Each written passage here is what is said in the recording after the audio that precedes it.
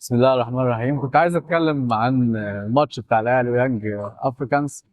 الحقيقه الماتش انا شايف ان هو ماتش سيء جدا، والشوط الاول تحديدا كان اداء سلبي جدا من النادي الاهلي.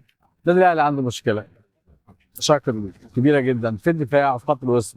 انا رايي ان الاهلي ويانج الحقيقه كان امبارح بيلعب مباراه سيئه للغايه، لا كان بيدافع كويس ولا كان حتى بيزيد مع الفرص الهجوميه في الثلث الامامي. وانا مش فاهم هم عايزين يجيبوه ب 2 مليون دولار ليه؟ يعني لعيب انا شايفه عادي جدا، ومش شايفه لعيب الحقيقه مميز. يمكن كان حامد حمدان كان هيبقى افضل منه لو كان جه الاهلي، لكن الاهلي النهارده بقى له منافس. بيراميدز بيقدر يدخل اي صفقه ويخلص. خد منه حامد حمدان وخد منه مؤخرا الفخوري. وبرضه انا مش فاهم هو الاهلي كان عايز الفخوري ليه؟ الاهلي مش محتاج الفخوري في حاجه، الفخوري جناح مش مهاجم.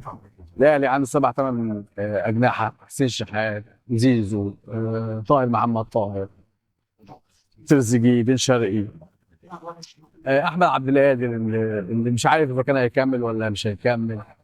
كل دي اجنحه في الاهلي. الاهلي مش محتاج آه، لاعب جناح يجي اجنبي كمان تحت السن. يعني فخوري المفروض ان هو لاعب صاعد، لاعب تحت السن. طب انت لو كنت عايز تنزل بمعدل الاعمار وكنت عاوز تجيب لاعب ناشئ عشان يتطور عندك، طب ما انت كان عندك محمد عبد الله، انت طلعته ليه؟ ما محمد عبد الله كان افضل من الفخوري وافضل من لعيبه كتير حقيقه حتى موجوده في النادي الاهلي دلوقتي. انا رايي ان محمد عبد الله لعيب جيد، لعيب واعد، كان المفروض ياخد فرصه، ما كانش المفروض يعار اصلا. انت النهارده محتاج مهاجم، محتاج حد في خط الوسط قوي.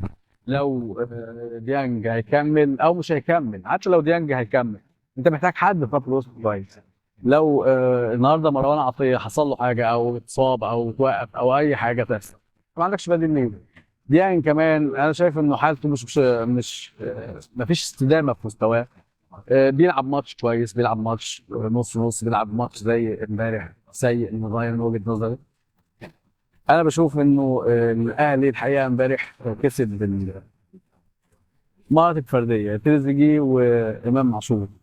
لو المهارات الفرديه ما انقذتش الاهلي امبارح، انا اعتقد انه كان ممكن ينتهي الماتش ده تعادل سلبي، وكان ممكن كمان الفريق التنزاني، وهو في رايي فريق متواضع المستوى اصلا، كان ممكن يسجل على النادي الاهلي.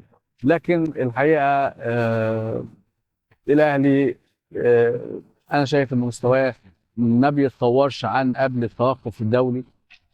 الاهلي حتى في بطوله الكاس وبطوله كاس الرابطه طلع، ومحدش يقول لي انه طلع بالناشئين. الاهلي عنده 30 لعيب كلها نجوم، في 9 راحوا المنتخب مع حسام حسن، وفي 20 لاعب المفروض ان هم مهمين جدا وان هم بملايين الجنيهات، ومع ذلك ما قدروش يكملوا لا في بطوله الكاس ولا في بطوله كاس الرابطه، وطلعوا الحقيقه بشكل مزري. الاهلي محتاج ما يدفنش راسه في الرمل، محتاج يجيب النواقص بتاعته، محتاج ما يصارعش على الصفقات هو مش محتاجها. يعني لو انت النهارده تدخل صفقه لازم تدخل صفقه انت محتاجها، لازم تحدد احتياجاتك. لان الحكايه مش سباق انك تخطف من الزمالك او تخطف من البيراميدز. شوف احتياجاتك، انت محتاج حد في خط الوسط، انت مش محتاج ده انت عندك 7 مدافعين ورايح تجيب تاني. يعني انا مش فاهم انت بتعمل ايه وليه. انت محتاج باك شمال، انت محتاج باك يمين، انت محتاج خط وسط، حد في خط الوسط بديل لمروان عطيه، انت محتاج حد سترايكر، محتاج مهاجم سوبر المفروض. انت مش محتاج اجنحه، انت عندك 7 اجنحه، ومش محتاج ما كنتش محتاج مدافعين عشان تجيب عمرو الجزار. انت عندك بيكهام وعندك ياسين مرعي انت لسه جايبهم، وعندك ياسر ابراهيم. الحقيقه انت الاهلي انا شايف ان هو بيصارع على الصفقات علشان يرضي السوشيال ميديا ويرضي الجماهير، بغض النظر عن احتياجاته الفعليه. احتياجاته الفعليه مهاجم سوبر، حد في خط الوسط بديل جيد لمروان عطيه و الف، يعني اذا كان سواء الف ديانج هيكمل او مش هيكمل. بشوف ان صفقه زي حامد حمدان ما كانش المفروض الاهلي يفرط فيها، كان المفروض الاهلي يكون اسرع في ان هو، لانه محتاج للصفقه دي جدا. بشوف كمان انه الاهلي محتاج جدا ان هو يهتم بقطاع الناشئين، لازم يطلع ناشئين، لازم يطور لعيبه صغيره، لازم ينزل بمعدل الاعمار، لان معدل الاعمار في الاهلي كبير جدا. ده رايي الحقيقه في الماتش، وده رايي في صفقات النادي الاهلي والصراع حوالين الصفقات. شكرا.